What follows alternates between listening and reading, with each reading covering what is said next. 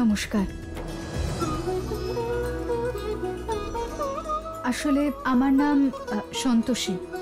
স্বাতীর জন্য এসেছি এখানে।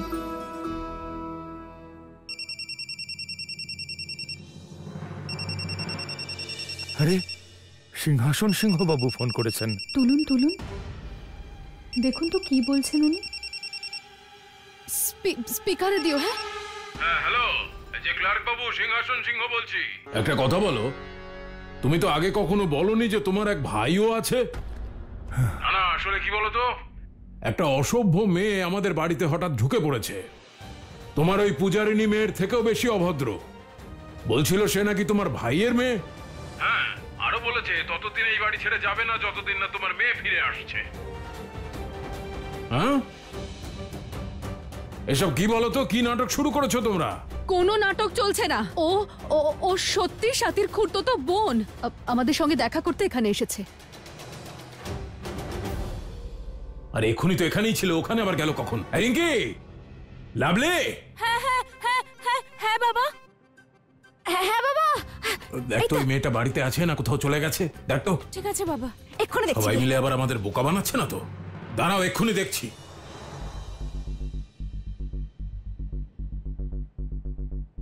বাবা বাবা, ও তো বাড়িতে নেই। হ্যাঁ, প্রথমবার সত্যি কথা বলেছো। যাকে ভালোই হয়েছে। আর শোনো, মেয়েটাকে তোমাদের ওখানেই রেখে দিও, এখানে আবার পাঠিয়ে দিও না। মা, তুমি কে, কোথা থেকে এসেছো, আর আমাদের স্বাতীর জন্য এসব কেন করছো সেটা আমরা জানি না, কিন্তু তুমি আমাদের মেয়ের জন্য যা করছো তার জন্য অনেক ধন্যবাদ। ধন্যবাদ। আপনি আমার থেকে বড়, হাত জোর করে দেখতে ভালো লাগে না, আশীর্বাদ দিতে দেখতে ভালো লাগে।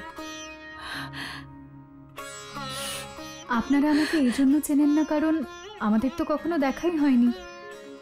আমি স্বাতীর কলেজে সিনিয়র ছিলাম, খুব ভালো সম্পর্ক ছিল আমাদের। আমি স্বাতীর জন্য যা করছি নিজের ইচ্ছে করছি। আর আপনি জানেন, স্বাতীর মতো আমিও সন্তোষী মায়ের পুজো করি, তাই তো এখানে এসেছি। আপনি আমাকে আপনার মেয়েই মনে করুন।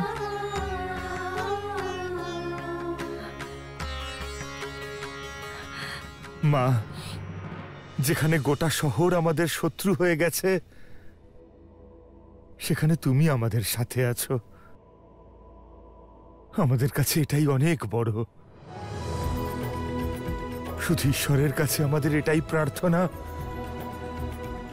ও ফিরে আসুক।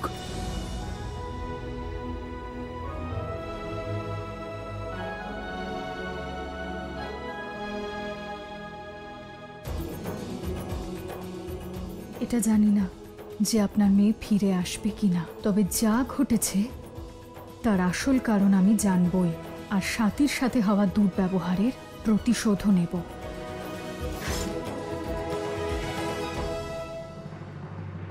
এই, এসব কি রে? কার সুটকেস? বাবা, ওই সন্তোষের জিনিস বাইরে ফেলতে যাচ্ছি। হ্যাঁ, যা, ফেলে দে ফেলে দে ফেলে দে। আর শোন, আসার সময় দরজাটা বন্ধ করে দিয়ে আসিস, না হলে আবার হুট করে ঢুকে পড়বে। ঠিক আছে বাবা। যা। হ্যাঁ, কি হয়েছে? আরে কি, তোমরা সবকিছু হারিয়ে ফেলো কেন? দাঁড়াও। এমন হেলে তুলে আমাদের বাড়িতে ঢুকেছিল যেন সাপের মতো কুণ্ডুলি পাকিয়ে বসে থাকে।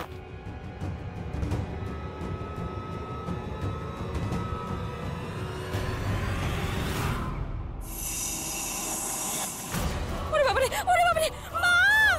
মা! ও মা! আরে কি হলো, কি এত চেঁচাচ্ছিস কেন?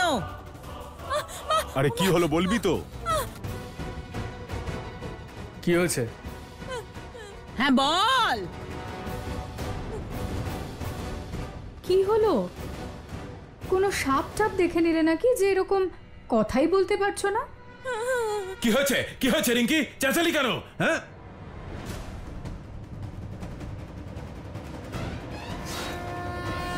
তুমি তো এক্ষুনি ওই বাড়িতে ছিলে, তাহলে এখানে এত তাড়াতাড়ি এলে কি করে? কোন গাড়ি করে এত তাড়াতাড়ি আসলে দেখতে হচ্ছে? আরে মাথা খারাপ নাকি? এভাবে ব্যাগে সাপ কে রাখে? সাপ? হ্যাঁ, তোমাদের মতো লোকেরা যারা ব্যাগ ঘেঁটে দেখতে পারে তাদের জন্য রাখতে হয়। এই মেয়ে কি বলছে? সাপ এলো কোত্থেকে? আরে বাবা, কিছুই ছিল না। বাবা আমি সত্যি বলছি, সাপ ছিল। এই যে এইটা ছিল, এটা দেখে ভয় পেয়ে গেছে।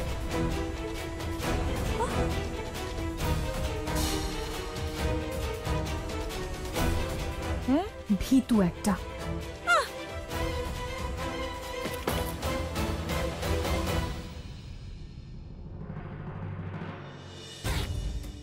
অনেক কষ্ট দিয়েছো তোমরা সন্তোষী মায়ের ভক্তকে। খুব শীঘ্রই আমি তোমাদের এর থেকেও ভয়াবহ দৃশ্য দেখাবো। দেখো, এটা তোমার প্রথম ভুল ছিল, তাই তোমাকে ক্ষমা করে দিলাম। এরপর থেকে যদি আমার ব্যাগ খোলার চেষ্টাও করেছো তাহলে কিন্তু ছাড়বো এই না। যে শোনো, বেশি বড় বড় কথা বলো না। একটা কথা বলো তো, ওই বাড়ি থেকে আবার এই বাড়িতে এলে কেন? কারণ আমি তো বলেইছিলাম প্রশ্নের উত্তর না নিয়ে আমি এখান থেকে ফিরব না। হয় আমাকে উত্তর দিয়ে দিন, নইলে সাথীকে।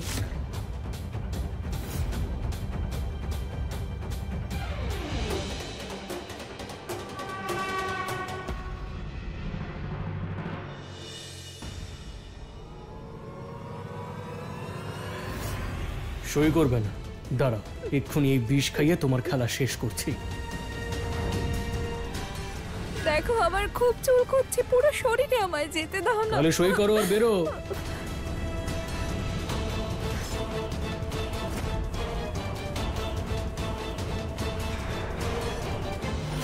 আর মাত্র 3 দিন, তারপর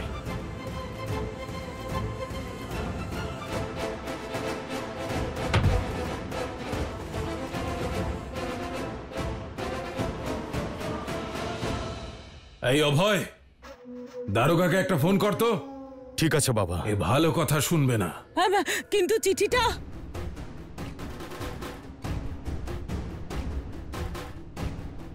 এ তো আচ্ছা মুশকিলে পড়া গেল দেখছি।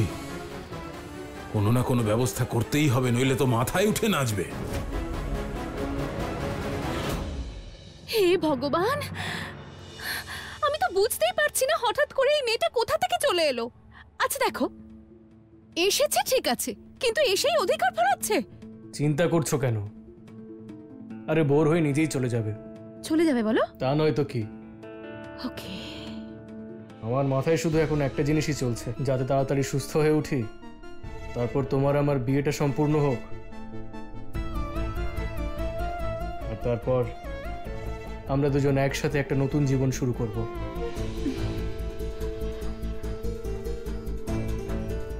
যদিও সত্যি বলতে আমিও এটাই ভাবছি। ছি ছি ছি ছি ছি ছি ছি। ঘোর কলিযুগ। বিয়ের আগে এইসব? একজন তোমার বউ ছিল, তোমার জন্য তপস্যা করত, তোমার জীবনের জন্য ব্রত রাখত, আর একেই এর সাথে তুমি। ছি। এসব কি ভুলভাল বলছো? আর ভেতরে কি করে এলে তুমি? এটা আমার রুম, বেরো এখান থেকে। আরে হ্যাঁ হ্যাঁ জানি, আমার কাজ করতে এসেছি, কাজ করে চলে যাব। কাজ করতে মানে? কি কাজ?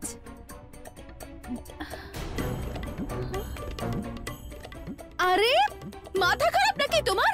না মানে কি করতে চাইছো তুমি? আমার কাজ করছি। এইসব জিনিসে সাথীর স্মৃতি আছে। এইসব জিনিসকে খুব ভালোবেসে সাথী গুছিয়েছিল। সাথী তো এখন এখানে নেই, তাহলে সাথীর জিনিসের এখানে কি কাজ? তাই আমি এগুলো নিয়ে যাচ্ছি। মাথাটা বাইরে কোথাও রেখে দিয়ে এসেছো নাকি যেই সব করছো? আরে রাগ করছো কেন?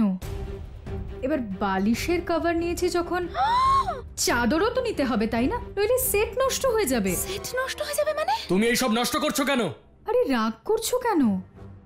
আমি তোমার ঘর নষ্ট করে দিয়েছি, আর তুমি যে একজনের জীবন নষ্ট করে দিয়েছো তার বেলা।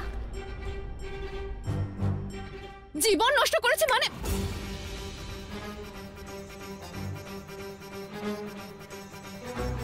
কাছে আসবে না আমার। আগেরবার শুধু অজ্ঞান হয়েছিলে, আমার ভয় আছে এরপর পুড়েই না যাও। পুড়ে যাবো মানেটা কি? হ্যাঁ,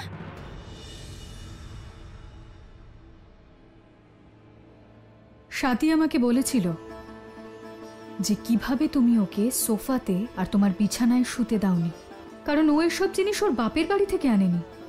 তোমার বাবা এইসব দিয়ে যাননি, ওঠো। তাহলে আমি কোথায় শোবো? তোমার যেখানে ইচ্ছে, কিন্তু আমার চোখের সামনে থেকে দূর হয়ে যাও। এখানে এমন অনেক জিনিস আছে যেগুলোয় স্বাতীর স্মৃতি মিশে আছে, সেগুলোর এখানে কোনো প্রয়োজন নেই। তাই আমি এগুলো নিয়ে যাচ্ছি।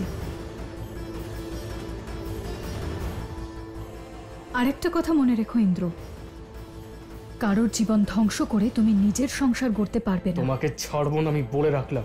ভুল করেও আমাকে কিছু করার চেষ্টা করো না, নইলে তোমারই আফসোস হবে। আরেকটা কথা বলি ইন্দ্র, তোমার যে এইরকম অবস্থা হয়েছে সেটা তোমারই কর্মের ফল। তুমি স্বাতীকে তোমার নতুন বিয়ে দেখিয়ে ওকে কষ্ট দিতে চেয়েছিলে, এবার নিজেই সেই কষ্ট ভোগ করো। অনেক বকবক করেছো, এবার বেরো এখান থেকে। বেরো বলছি, বেরো। ভয় পেয়ে গেলাম তো আমি।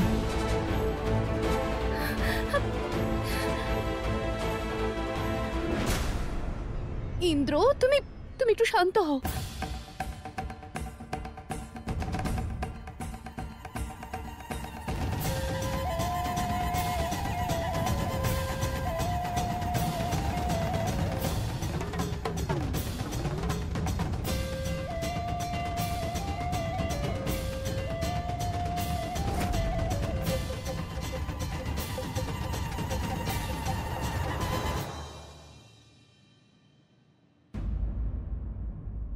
খুবই দুঃখের বিষয় যে তোমার নির্জীব শরীরকে সুস্থ করার জন্য এত কষ্ট করেছে, আজ সে নিজেই নির্জীব।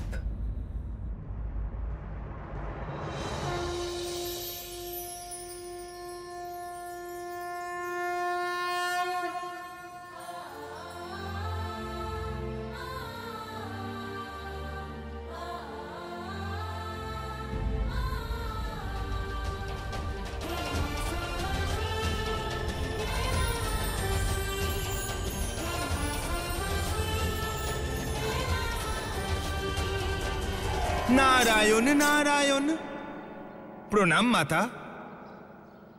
মাতা রাজবৈদ্য ভক্ত স্বাতীর বিষয়ে কি বলে গেলেন? ওনার মতে স্বাতীকে পুনরায় জীবিত করা অসম্ভব, কিন্তু আমি ওর প্রাণ ফিরিয়ে দেওয়ার সব রকম চেষ্টা করব।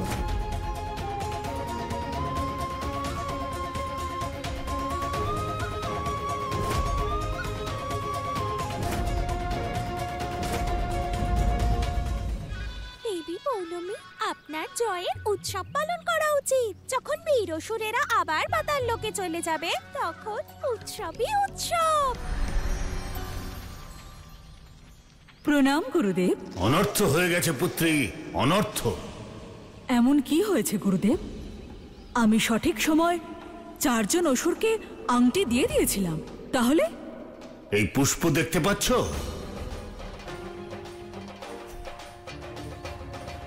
এই পুষ্প আমি সেই স্থান থেকে পেয়েছি যেখানে স্বাতীর মৃতদেহ থাকবার কথা। মৃত শরীর থাকা উচিত ছিল অর্থাৎ? কারণ এটাই, এই পুষ্পের মধ্যে দৈব শক্তি আছে। অবশ্যই দেবী সন্তোষী স্বাতীর দেহ নিয়ে গেছে। মৃত শরীর? কিন্তু মৃত শরীর নিয়ে উনি... আত্মাকে রক্ষা করা যেতে পারে, যার দ্বারা পুনর্জীবিত... না, এটা হতে পারে না।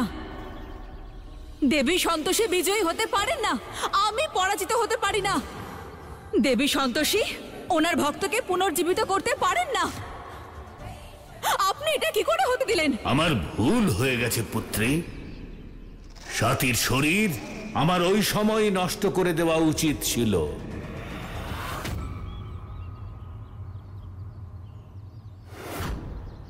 যতক্ষণ স্বাতীর আত্মা সুরক্ষিত আছে দেবী সন্তোষী পরাজিত হতে পারবেন না। সেই জন্য আমাদের স্বাতীর শরীরটা খুঁজে বের করতে হবে। আর সাতির আত্মাকে বন্দি করতে হবে, তবেই দেবী সন্তোষী পরাজিত হবেন আর আমি বিজয়ী হব। পুত্রী, এই ভুল আমরা পুনরায় করতে পারি না। আমাদের মনে রাখা উচিত যে সাতই দেবী সন্তোষীর ভক্ত, যার জন্য দেবী সন্তোষী নিজের সমস্ত সীমা লঙ্ঘন করতে পারে, যার জন্য এ কাজ অত্যন্ত কঠিন হবে, কিন্তু অসম্ভব নয়। নারায়ণ নারায়ণ। মাতা, নিয়ম অনুসারে চন্দ্রগ্রহণের পূর্বেই ভক্ত সাথীর আত্মাকে হয় অন্য কোনো শরীরে প্রবেশ করতে হবে, নয় ওকে মুক্ত করতে হবে। আর দুই পরিস্থিতিতেই যদি ভক্ত সাথীর শরীর আত্মার তেজ গ্রহণ করার মতো সক্ষম না হয়, তাহলে সাথী আর কখনো জীবিত হবে না মাতা। আমার কাছে চন্দ্রগ্রহণ অবধি সময় আছে দেবর্ষি, ততক্ষণ আমি চেষ্টা করব। যা করতে হয় করো, যেখানে যাওয়ার যাও। আগামী চন্দ্রগ্রহণের পূর্বে সাতের শরীর আমার সামনে প্রস্তুত করো। দেবী সন্তোষীকে আমি বিজয়ী হতে দেব না। দেবর্ষি, আমি কোনো মূল্যেই নিজের ভক্তকে পরাজিত হতে দেব না।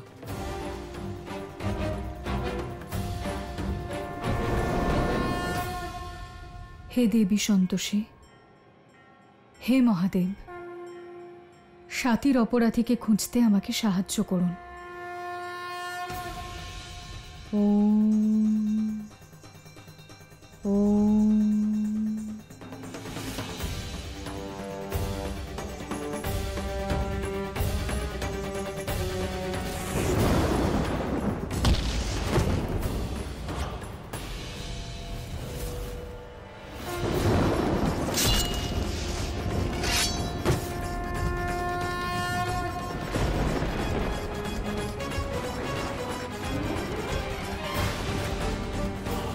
চন্দ্রগ্রহণের মাঝখানে কি হলো সেটাই বুঝতে পারছি না।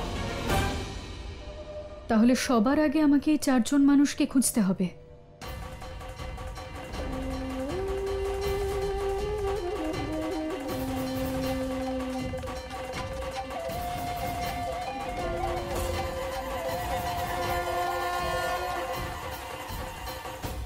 ওই মেয়েটাকে তুলে নাও, এই বাড়ি থেকে বিদায় করো। কেউ এভাবে জোর করে আমার বাড়িতে ঢুকে পড়বে এটা আমি মেনে নেব না। আর কত কাজ করাবেন আমাদের দিয়ে? একটা কাজ করারই তো কথা হয়েছিল। আরে তাহলে প্রথমে যেটা করার সেটা করো। হ্যাঁ, চুপ। আদেশ, 1 মিনিট, আমি কথা বলছি।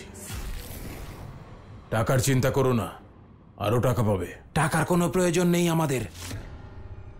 বলতে চাইছি, টাকা ছাড়া অন্য কিছুও তো দেওয়া যায়, তাই না?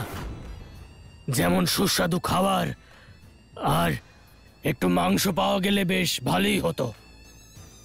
কাজ না করেই মাংস খাওয়ার ইচ্ছে হয়েছে তোমাদের? দাদা, হয়ে যাবে। ঠিক আছে, তোমাদের জন্য আমি মাংসের ব্যবস্থা করে দেব। কিন্তু শোনো, ভালো করে একটা কথা শুনে রাখো, এই বাড়ির আশেপাশে না দ্বিতীয়বার যেন ওই মেয়েটাকে দেখতে না পাই, নইলে। মেয়ে? ধরে নিন আপনার কাজ হয়ে গেছে। আচ্ছা, চলো, যাও যাও যাও।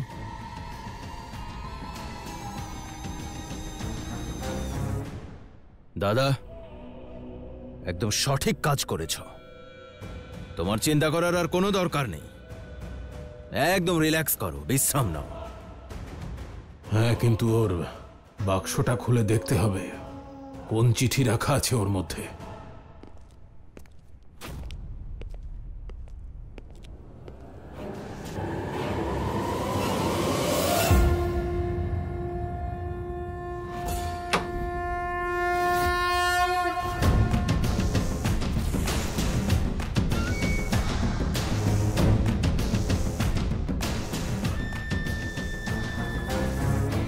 সাজগোজ তুমি পরেও করতে পারবে। চলো এখন, চলো।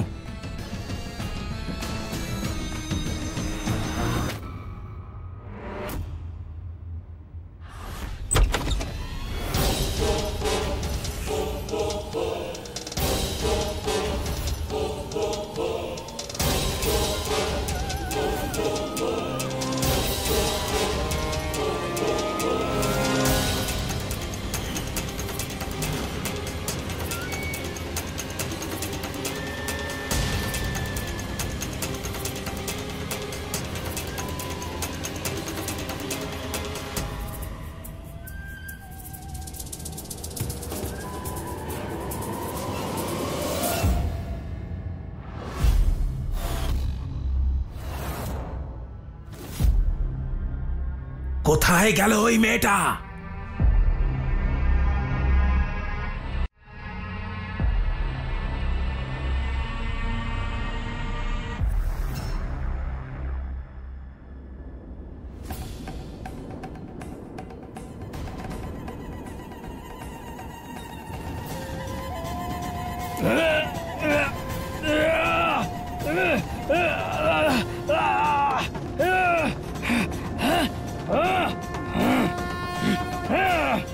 আরে তো লঙ্কার গুঁড়ো, বন্ধ করো এই পাখা।